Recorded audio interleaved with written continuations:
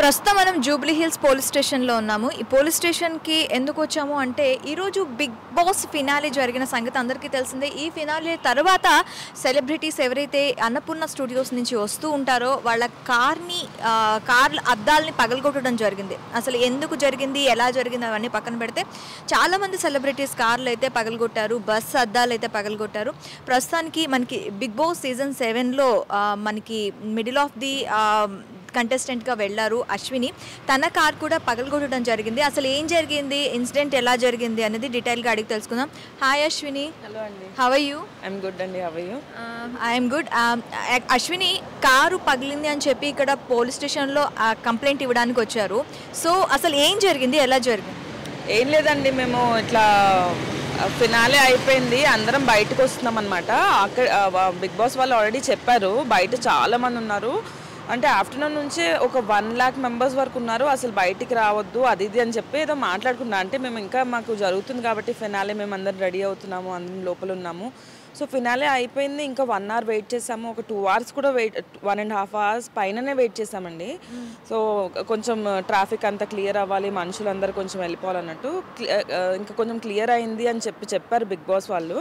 సరే ఓకే అని చెప్పి ఇంకా ఒకరి తర్వాత ఒకరు బయటకు వచ్చాము. చూస్తే ఎంతమంది జనాలంటే బిగ్ బాస్ టీమ్ వాళ్ళు పెట్టారండి, పోలీస్ వాళ్ళని పెట్టలేదని చెప్పట్లేదు, ఒక్క లేన్ వరకే పెట్టారు. కానీ వీళ్ళ పబ్లిక్ ఎంతమంది ఉన్నారంటే ఒక లేన్ క్రాస్ అయిపోయిన తర్వాత నెక్స్ట్ లేన్లో కూడా ఉన్నారు. ఆ లేన్లో జనాల్ని కంట్రోల్ చేసి ఒక్క పోలీస్ కూడా లేడు.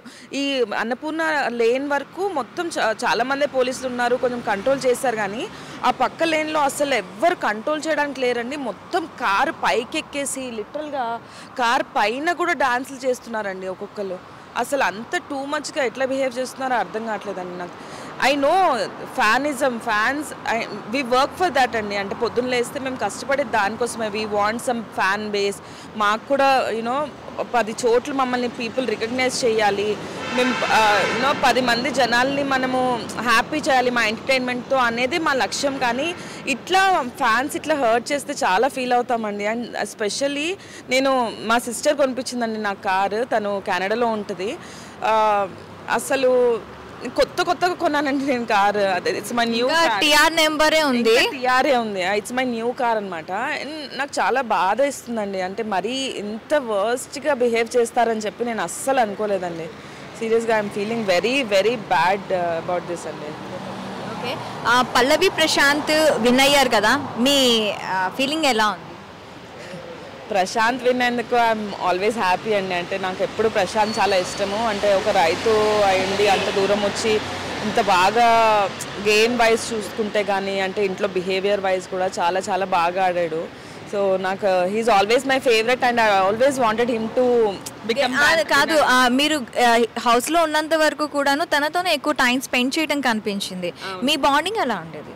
Yeah, it was a very good bonding. అంటే గుడ్ బాండింగ్ ఉన్నాయండి. అంటే వెళ్ళంగానే ఫస్ట్ అక్క అనుకుంటే దగ్గరకు వచ్చాడు.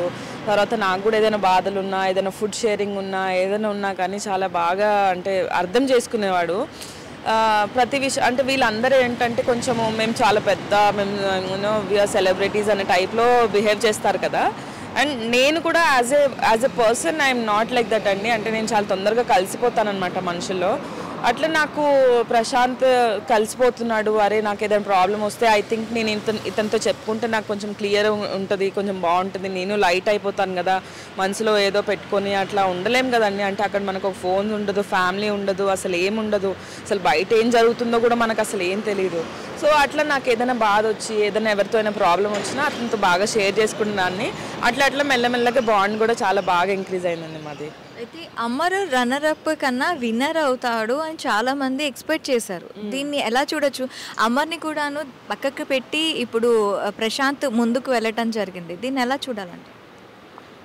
అట్లేం లేదండి. అంటే హీ డిజర్వ్స్, అంటే ప్రశాంత్ డిజర్వ్స్ ద కప్, అట్లానే అమర్ డిజర్వ్ కాడు అని చెప్పి నేను చెప్పట్లేదు. కాకపోతే అంటే ఇట్స్ ఆల్ పీపుల్ ఓటింగ్ అండి. ఒకవేళ ప్రశాంత్ లేకపోతే ఖచ్చితంగా అమర్కి వచ్చేదంటారా?